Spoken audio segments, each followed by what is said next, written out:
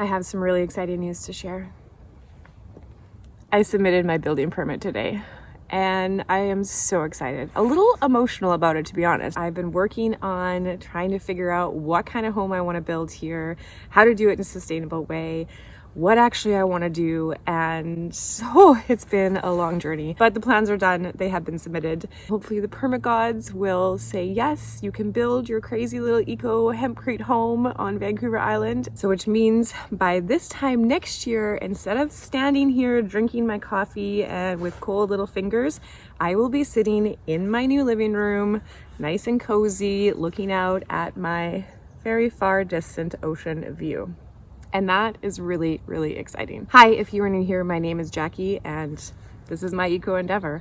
I am on a mission to build the most sustainable house that I can afford to, as well as develop my land to provide food for myself and to just be more self-sufficient and kind of living off the land, loving off the land, and enjoying this beautiful island that I call home.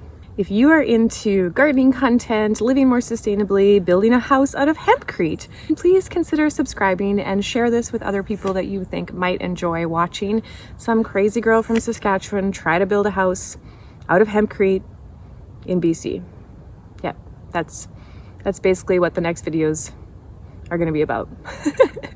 Is me trying to build a house. You might be wondering what kind of features my home is going to have. Well, as I said that I'm very into gardening and I want to be able to grow my own food, I have a solarium or sunroom on the south side of my house, which I'm very, very excited about because I will be planting some citrus fruit in there and I will be just having a really warm, sunny place that I will be able to sit in winter when it is cold here. But so my sunroom is a passive solar sunroom in the sense that it will be very hot in the summer and I will need to release some of the air out through some clear story windows that I have designed in the house for that reason, as well as my doors that will need to be open to have some airflow going in. Plus I need pollinators to come in anyways.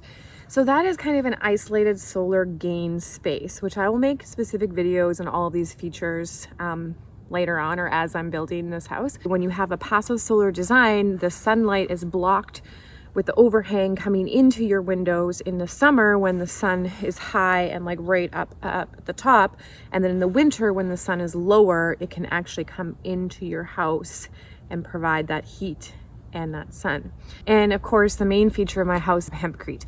Hempcrete is a mix of the hemp plant, lime, and water.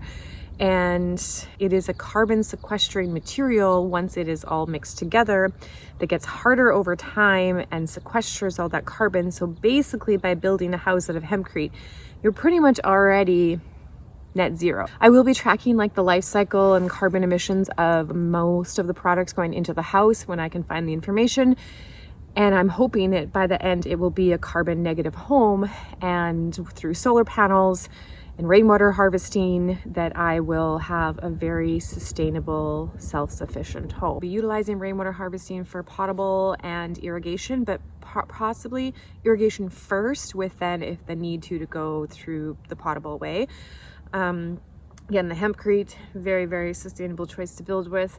Passive solar design, having a wood burning stove, not because it's the most eco-friendly option because you are burning carbon and releasing it, but because it's the most self-sufficient. So if the power does go out, which it does a lot here, I want to make sure that I am self-sufficient for that. And maybe like Trump is going to take over Canada. We don't know what's going on with that crazy man right now. Like he's making all sorts of threats towards Canadians. So yeah, I want to be a little prepared. Now you might be wondering, Jackie, how do you know how to build a house?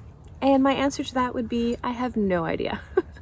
I just grew up in one of those really supportive households where I was told I could do anything, and I believe it. So, I mean, here I am with 2.5 acres on Vancouver Island that I moved to with no plan, no house plans, just a dream and a wish and a lot of persistence and perseverance. I'm very excited to start building this house. I know it's going to be hard, but I mean, I've done a lot of hard things in my life. I've lived overseas in several different countries, moving there all on my own.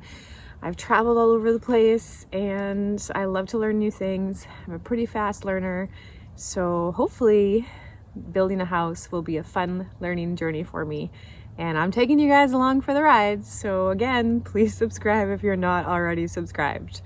And yeah, that's my good news for today. And Just please send out all your good energy to my building permit people, the people that decide the permits, because I'm in a district that is known to be incompetent.